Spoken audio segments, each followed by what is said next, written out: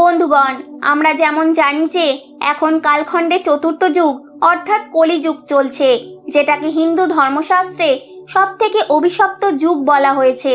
এই কথা শুরু হয় তখন যখন পাণ্ডবদের বনবাস হয়ে গিয়েছিল। বনবাসে যাওয়ার আগে পাণ্ডবরা শ্রীকৃষ্ণকে জিজ্ঞাসা করেছিলেন, হে শ্রীকৃষ্ণ, এখন দাপরের অন্তকাল চলছে, আপনি আমাদের বলুন আসন্ন কলিযুগের চাল অর্থাৎ গতি কেমন হবে। উত্তরে শ্রীকৃষ্ণ বললেন, আমি সোজাসুজিভাবে এর উত্তর তোমাদের তো দিতে পারবো না, কিন্তু তোমরা 5 ভাই বনে যাও, আর যা কিছু দেখবে তা এসে আমাকে বলবে। আমি তোমাদের এর প্রভাব কলিযুগে কেমন পড়বে তা বলবো। এরপর 5 ভাই বনের ভিতরে চলে গেল।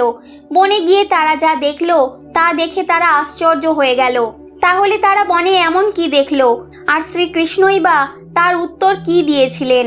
বন থেকে ফিরে এসে সন্ধ্যের সময় সবাই একসঙ্গে বসলেন এবং প্রথমে যুধিষ্ঠির বললেন, হে বাসুদেব, আমি তো প্রথমবার 2 সুরযুক্ত হাতি দেখলাম। এটা আমার জন্য অনেকই আশ্চর্যজনক ছিল। এর উত্তরে শ্রীকৃষ্ণ বললেন, কলিযুগে এমন মানুষদেরই রাজ হবে যারা 2 দিক থেকেই শোষণ করবে। মুখে বলবে এক আর করবে অন্য কিছুই, মনে কিছু থাকবে আর কর্ম কিছু আলাদাই হবে। এমনই মানুষদের কলিযুগে রাজত্ব চলবে। তোমরা কলিযুগ আসার আগে পর্যন্ত রাজ করে নাও। যুধিষ্ঠিরের পর অর্জুন বললেন, হে মাধব, আমি যা দেখলাম সেটা তো এর থেকেও আশ্চর্যজনক ছিল। আমি দেখলাম একটি পাখির পালকে বেদ লেখা আছে, কিন্তু ওই পাখি মৃত প্রাণীর মাংস খাচ্ছিল। এরপর শ্রীকৃষ্ণ অর্জুনের প্রশ্নের উত্তর দিতে গিয়ে বললেন, কলিযুগে এমন মানুষই থাকবেন যারা অনেক জ্ঞানী আর ধ্যানী বলে পরিচিত হবেন। যারা জ্ঞানের চর্চা তো করবেন, কিন্তু তাদের আচরণ রাক্ষসের মতনই হবে। তারা বড় বড় পণ্ডিত বা বিদ্বান বলে পরিচিত তো হবেন, কিন্তু তারা সব সময় চাইবেন কোন মানুষ কখন মরবে আর তার সব সম্পত্তি তার নামে হবে। অর্জুনের প্রশ্নের উত্তরের পরে ভীম নিজের দেখা কথা শোনাতে গিয়ে বললেন, হে বাসুদেব, আমি দেখলাম এক গাই মাতা তার বাছুরকে এতটাই চাটছে যে ওই বাছুরের গা রক্তে ভেসে যাচ্ছে। তখন শ্রীকৃষ্ণ বললেন, কলিযুগের মানুষ শিশুদের বেশিই ভালোবাসা দেবেন। কলিযুগে মায়ের মমতা এতটাই বেড়ে যাবে যে শিশুরা বিকাশের অবকাশই পাবে না। মোহমায়াতেই ঘর বরবাদ হয়ে যাবে।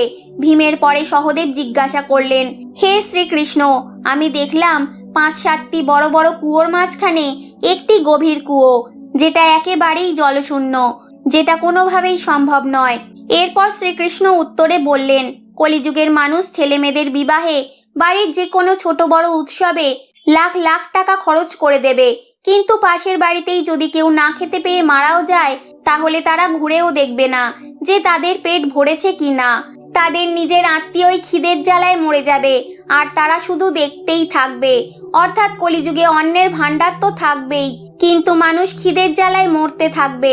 সহদেবের পর নকুল শ্রীকৃষ্ণকে বললেন, হে শ্রীকৃষ্ণ, আমি দেখলাম একটি বড় পাথর পাহাড়ের ওপর থেকে পড়ছে, আর বড় বড় গাছও সেটিকে আটকাতে পারছে না, কিন্তু একটি ছোট্ট চারা গাছে ধাক্কা লেগে সেটি আটকে যায়। হে বাসুদেব, এটি কিভাবে সম্ভব? তখন শ্রীকৃষ্ণ বললেন, কলিযুগে মানুষের বুদ্ধি শীর্ণ হয়ে যাবে আর তার জীবনের পতন হয়ে যাবে, আর ওই পতনকে ধন আর বড় বড় সত্তারূপী বৃক্ষ আটকাতে পারবে না। কিন্তু হরিনামের মতো ছোট্ট একটি শব্দ বলার মাধ্যমে মানুষের জীবনের পতন আটকে যাবে।